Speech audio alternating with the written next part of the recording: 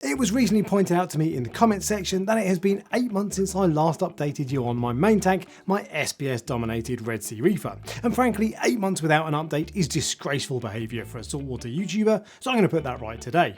Now on the whole, everything is going pretty well. My corals are mostly quite healthy and colourful, my colonies are getting big, and my frags are growing into colonies.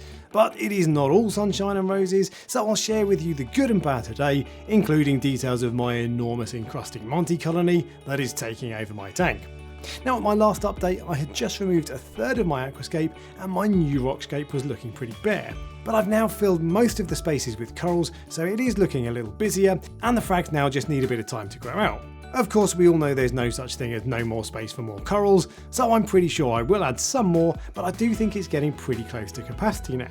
In terms of coral growth, this rainbow loom is a fairly typical example of the growth I'm getting at the moment, and I've actually fragged this particular colony a couple of times to stop it growing too big and touching its neighbours. The growth rate isn't spectacular, probably because my phosphate is 0.2 parts per million, but it is decent enough to tell me that my corals are healthy and doing well.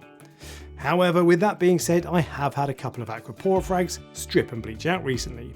My magnesium levels recently dropped to 1080 parts per million and my calcium to 380, so my money is on that being the cause. I've looked back at my previous results and those levels usually sit at around 1380 for magnesium and 450 for calcium, so I'm currently in the process of increasing those levels to see how things get on when I've re-established stability for a month or two.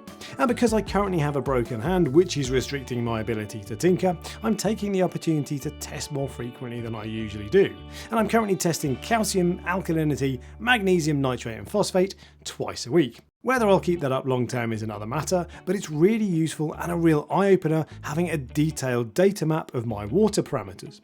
My phosphate is still higher than I'd like it to be, so I've bought a larger phosphate reactor to help me in my never-ending quest for 0.03. I've gone for a NIOS torque reactor and it tumbles the phosphate media much better than my previous reactor did, so in theory at least it should be more effective. However, I'm using NIOS Fuzzy X as my phosphate media, and while I do like that it's nowhere near as dusty as Roaphos, I am finding that it's a lot less effective, so I have to use a lot more of the stuff to get decent results. And while we're on the subject of equipment, the eagle-eyed among you will have noticed that I've added 2 Reef bright strips to my refactory setup. I had planned to sell these originally, but I decided to keep 2 for a little extra light coverage and a smidgen more colour pop. And I actually put these lights back up a week after I installed the Reef flares. And for what it's worth, a few months in, I'm really happy with the refactory lights, so who knows, maybe I'll manage an entire year without changing my LEDs.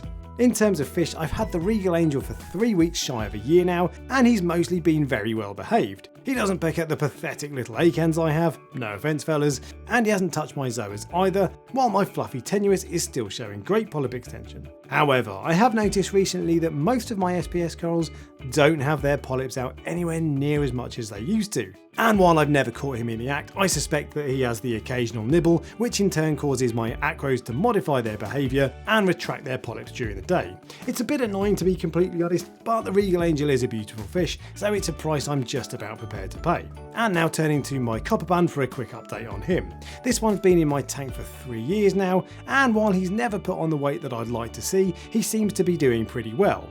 I feed him mysis shrimp 3 times a day, and he doesn't eat any of my corals. He did eat my green acans at first, but he hasn't touched anything else since then, and as a Brucey bonus, I of course haven't got any Aptasia in my tank and haven't seen any since I've added him. Moving back to corals, and while this is an SPS dominated tank, I do have a couple of gonioporas in the low light corner of my tank. I've never been able to keep gonnies more than a few months in the past, but that has completely changed since I started dosing 2 millilitres of manganese per day. I've been doing that for just under a year now and my gonnies are doing great. And in fact I recently moved all my gonnies to another tank which I'm also dosing manganese to, and they're all doing great. Now I wouldn't say manganese is a magical potion that will guarantee gonnie success, but it's definitely worth a shot if all of your other parameters are in check but your gonnies are still struggling. Just make sure you go slowly and do ICP tests to make sure you're not overdosing. Overall, I'm still very happy with the tank, but I do occasionally think about upgrading it. I'd really rather have a few more inches of front to back width, and I made too many bad coral choices in the early years for this to ever be the perfect tank I wanted it to be.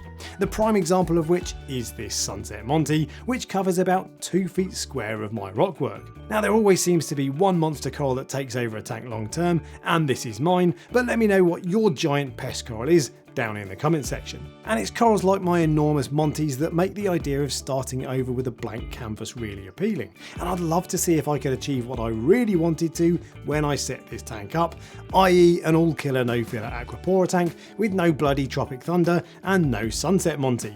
But ultimately, while I do look at the tank with a critical eye, I absolutely love 90% of it. And the aquapora colonies I have that are properly grown out really are quite something. So in reality, the chances are this tank is here to stay, and instead I'll work on getting my water chemistry back to where it needs to be, and I'll see if I can train one of my fish to eat Montipora. Now I hope you enjoyed this long overdue update. If you did, give me a thumbs up and make sure you subscribe for more reefing goodness, and until next time, happy reefing.